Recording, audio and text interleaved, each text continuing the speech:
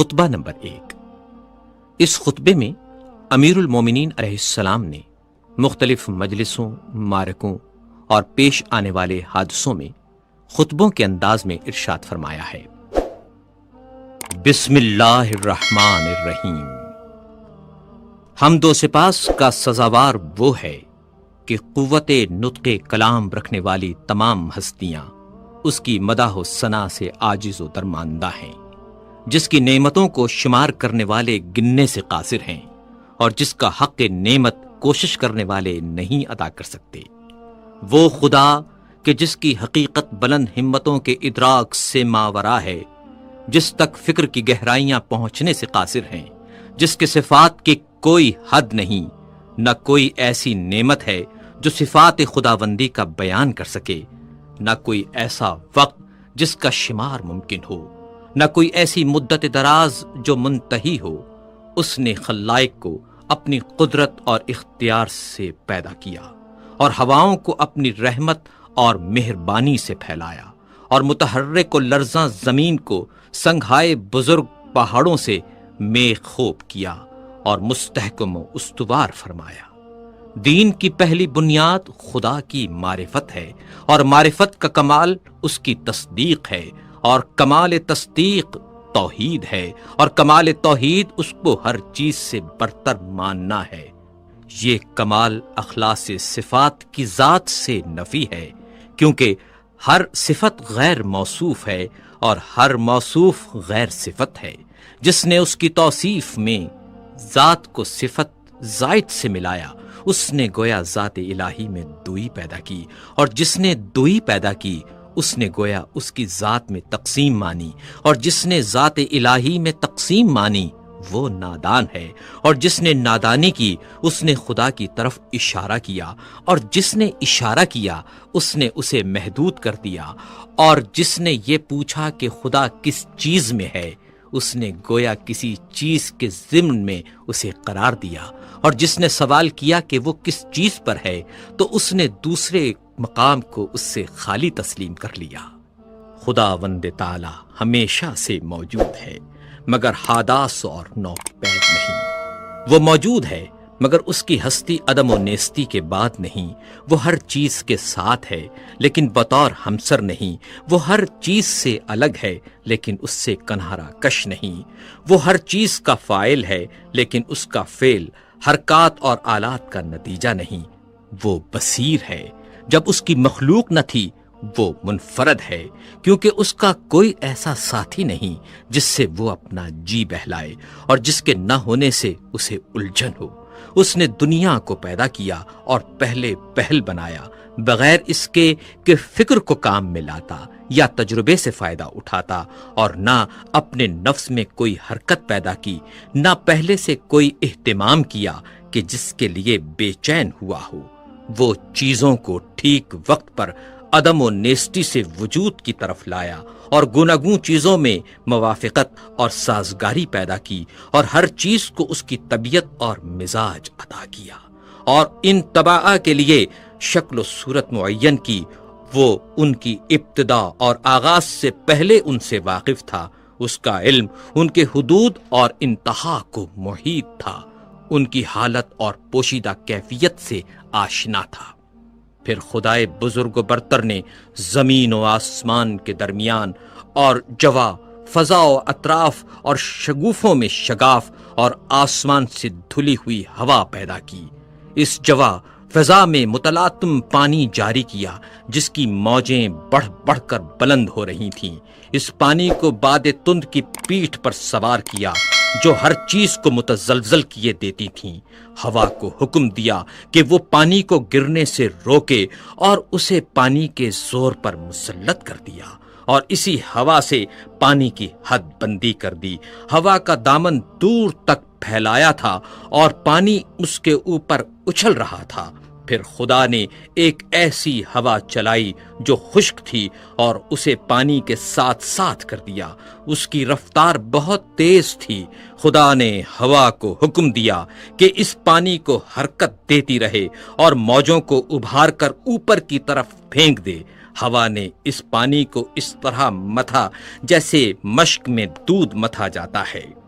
اور یوں یہ پانی کے نچلے حصے کو اوپر کی طرف پلٹانے لگی اور ساکن کو متحرک سے ملانے لگی، یہاں تک کہ پانی کی چوٹی بلند ہو گئی اور تہ بتہ پانی پر پھبن اٹھایا،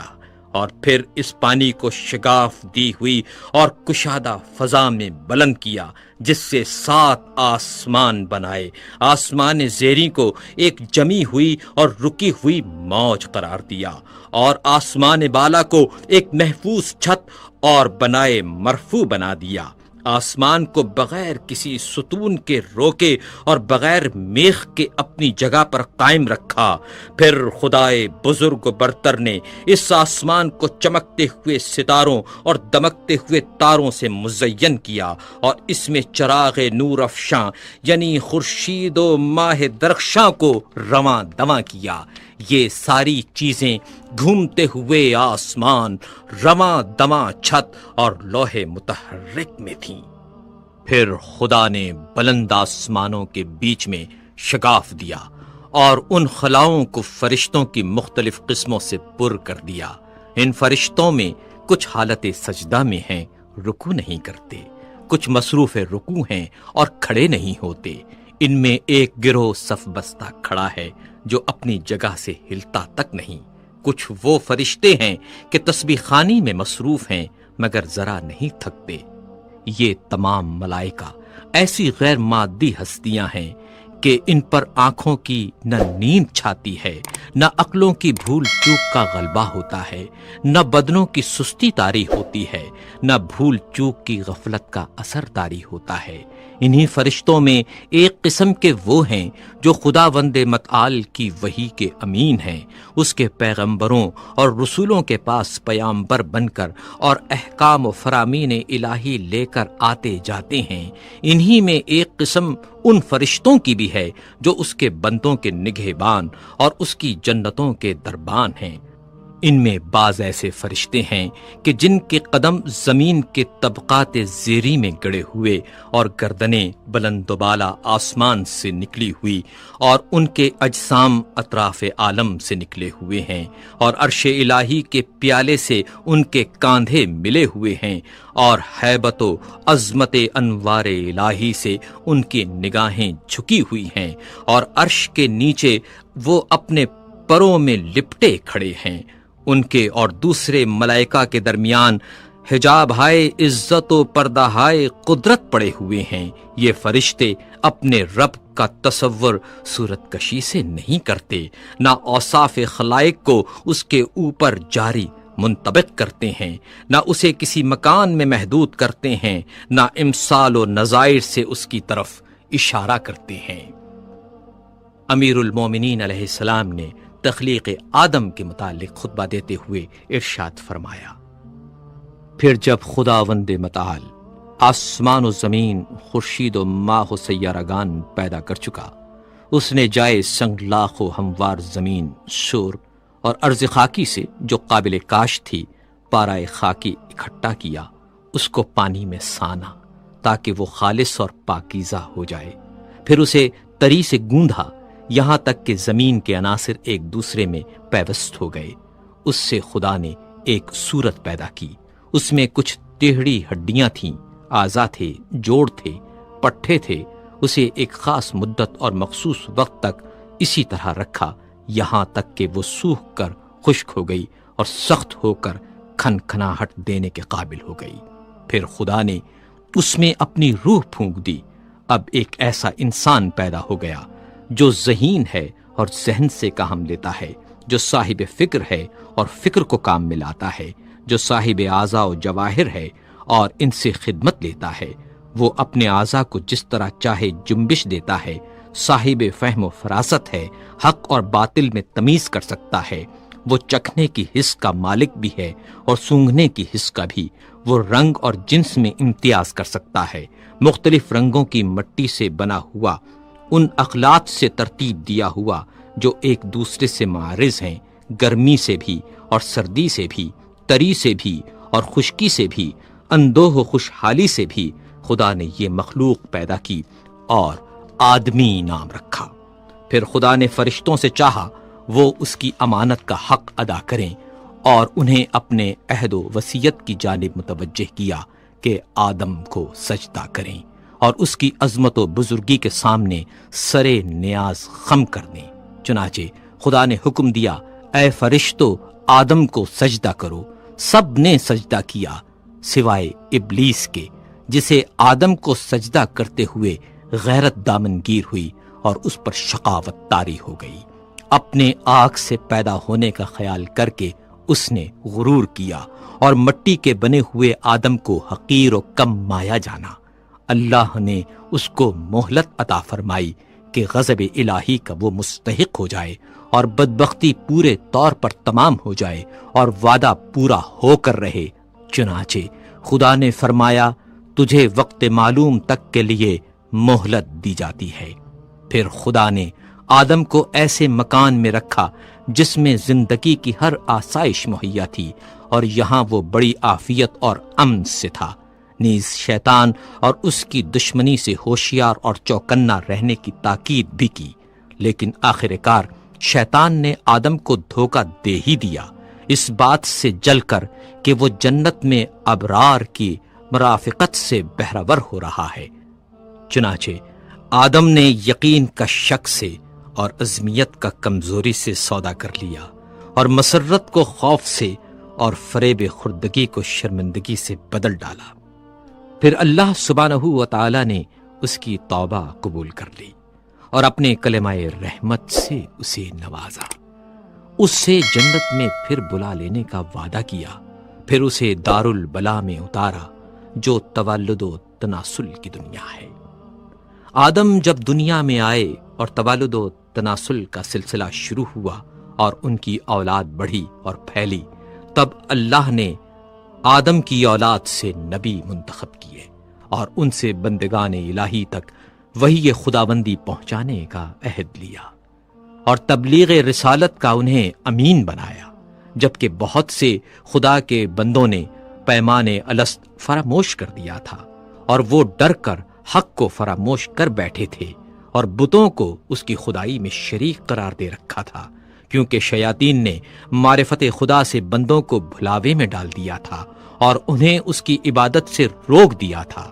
پس خدا نے ان میں لگاتار رسولوں کو بھیجا تاکہ وہ خدا کے بندوں سے عہد الست کا حق ادا کرائیں اور اس کی فراموش کردہ نعمتوں کو یاد دلائیں اور تبلیغ کر کے محبت قائم کریں، اور ان عقلوں میں جو وہم اور شک کے گرد و غبار میں دفن ہو گئی ہیں پھر سے ابھار دیں اور چمکا دیں، اور وہ نشانیاں جو سروں پر چھائے ہوئے آسمانوں میں ہیں انہیں دکھائیں، اور جو فرش زمین میں ہیں انہیں سمجھائیں، اور انہیں بتائیں کہ کیونکہ اچھی باتوں سے زندگی اچھی بنتی ہے، اور مہلت کیونکہ انہیں فنا کے گھاٹ اتار دیتی ہے، کیونکہ رنج و غم کی کثرت انہیں بوڑھا بنا دیتی ہے، اور کیونکہ آفات و حوادث کا تو اثر ہوتا رہتا ہے۔ خدا نے اپنی مخلوق کو کسی نبی، مرسل یا نازل شدہ کتاب یا حجت لازمہ یا راہ روشن کے بغیر نہیں چھوڑا۔ وہ رسول کہ جن کے ہاں تعداد کی کمی تبلیغ رسالت میں کوتاہی کی موجب نہیں ہوتی، اور نہ جھٹلانے والوں کی کثرت انہیں کچھ نقصان پہنچاتی ہے۔ کچھ رسول آئے جنہوں نے پہلے والے رسولوں کی خبر دی اور بعد میں آنے والوں کی تصدیق کی، یوں ہی قرن گزرے اور صدیاں بیت گئیں اور زمانے گزرتے رہے اور آباء و اجداد آئے اور گئے، ان کی نسلیں گزریں، یہاں تک کہ خداوند قدوس نے محمد صلی اللہ علیہ وآلہ وسلم کو بھیجا تاکہ اس کا وعدہ پورا ہو جائے اور اس کی نبوت ختم ہو جائے۔ انبیاء سے اس نے اس رسول صلی اللہ علیہ وآلہ وسلم کے بارے میں عہد لے لیا تھا، ان کی علامتیں مشہور اور ولادت باعزت ہے۔ جب آن حضرت صلی اللہ علیہ وآلہ وسلم تشریف لائے تو دنیا میں ملل متفرقہ اور اقوام منتشرہ کی کثرت تھی۔ مختلف فرقے تھے، بعض وہ کہ خدا کو بندوں سے تشبیہ دیتے تھے اور اسے مخلوقات کی طرح جانتے تھے، بعض وہ تھے جو اس کے نام میں تحریف کرتے تھے جو اس کی ذات سے کوئی تعلق نہیں رکھتے تھے، کچھ ایسے جو اس کے علاوہ کسی غیر کے لیے رائے دیتے تھے۔ رسول صلی اللہ علیہ وآلہ وسلم نے انہیں گمراہی سے ہدایت کی طرف نکالا، انہوں نے انہیں جہالت سے بچایا۔ پھر خدا نے چاہا اپنے رسول صلی اللہ علیہ وآلہ وسلم سے ملاقات کرے، وہ اپنے رسول صلی اللہ علیہ وآلہ وسلم سے راضی تھا۔ اس نے اپنے رسول کو اس بات سے ماورا سمجھا کہ وہ دنیا میں رہے اور اس کی سختیاں سہے، لہٰذا اسے کرامات اور بزرگی کے ساتھ اٹھا لیا صلی اللہ علیہ وآلہ وسلم۔ پھر حضرت صلی اللہ علیہ وآلہ وسلم نے تم میں وہی چھوڑا جو اور انبیاء نے اپنی امتوں میں چھوڑا تھا، کیونکہ گزشتہ انبیاء نے اپنی امتوں کو یوں ہی بغیر کسی روشن راستے اور مستقل نشانی کے نہیں چھوڑا تھا۔ تمہارے رب کی کتاب اب رسول صلی اللہ علیہ وآلہ وسلم کی وفات کے بعد تمہارے پاس ہے۔ رسول اللہ صلی اللہ علیہ وآلہ وسلم نے اس کے حلال و حرام کو واضح کر دیا، اس کے فرائض و فضائل کو، اس کے ناسخ اور منسوخ کو، اس کی رخصت اور عظمیت کو، اس کے خاص اور عام، اس کے عبر و امثال کو، اس کے مرسل اور محدود کو، اس کے حکم اور متشابہ کو اچھی طرح کھول کر بتا دیا، اس کے مجملات کی تفسیر کر دی، اس کے اسرار اور گہرائیوں کو ظاہر کر دیا۔ ان میں ایسے میثاق بھی ہیں جن کے جانے بغیر چارہ نہیں، اور ایسے بھی ہیں جن سے بندے اگر نا واقف رہیں تو کوئی کام نہیں رکتا۔ وہ بھی بتایا جس کا فرض ہونا کتاب قرآن حکیم سے ثابت ہے، اور وہ بھی جس کا منسوخ ہونا سنت رسول سے واضح ہے۔ وہ باتیں بھی بتائیں جن کا اختیار کرنا از روئے سنت واجب ہے، اور کتاب قرآن میں اس کے ترک کرنے کی رخصت ہے، نیز یہ بھی کہ کیا چیز وقتی حیثیت سے واجب ہے مگر آئندہ زمانے میں ان کا واجب ہونا ضروری نہیں رہا۔ پھر محرمات کی تقسیم ہے، ان میں کچھ ایسے کبیرہ ہیں جن کے ارتکاب پر کتاب الہی نے جہنم کی آگ سے ڈرایا ہے، کچھ صغائر ہیں جن میں مغفرت کی امید ہے، کچھ ایسے مقامات ہیں کہ ان کا صدور مقبول بارگاہ الہی ہے، اور کچھ وہ ہیں جن میں بندے کو اختیار ہے۔ امیر المومنین علیہ السلام نے پہلے خطبے میں حج کا ذکر کرتے ہوئے ارشاد فرمایا، خدا نے تم پر اپنے گھر کعبے کا حج فرض کر دیا ہے، وہ گھر جسے دنیا بھر کے لیے قبلہ بنایا ہے۔ اس کی طرف لوگ یوں لپکتے ہیں جس طرح چوپائے گھاٹ پر ٹوٹ پڑیں، اور اس طرح شوق سے یہاں ٹوٹ کر آتے ہیں جیسے کبوتروں کی ٹکڑی۔ اس حج کو اس نے اپنی جلالت کے سامنے بندوں کی فروتنی کی پہچان قرار دیا ہے۔ اس نے اپنی مخلوق سے ان لوگوں کو چن لیا ہے جو اس کی آواز سنتے ہیں، جو اس کی دعوت پر لبیک کہتے ہیں، جو اس کے قول کی تصدیق کرتے ہیں، اور اس کے نبیوں کے مقامات پر کھڑے ہو کر ایسے دکھائی دیتے ہیں جیسے وہ ملائکہ جو عرش الہی کے طواف میں مصروف رہتے ہیں۔ یہ لوگ عبادت کے بازار سے خوب نفع کماتے ہیں اور جمع کرتے ہیں، اور اس کے وعدہ مغفرت کی طرف جلد جلد تیزی سے قدم بڑھا رہے ہیں۔ اس گھر کو خدا نے اسلام کی نشانی قرار دیا ہے، یہ پناہ لینے والوں کے لیے جائے پناہ ہے۔ اس نے حج کو فرض قرار دیا ہے اور اس کے حق کو واجب کردانا ہے، اور اس کی زیارت تم پر لازم کر دی ہے۔ چنانچہ خدائے بزرگ و برتر فرماتا ہے، اللہ کی طرف سے ان لوگوں پر حج فرض ہے جو زاد راہ رکھتے ہیں، اور جس نے انکار کیا تو خدا سارے عالم سے بے نیاز ہے۔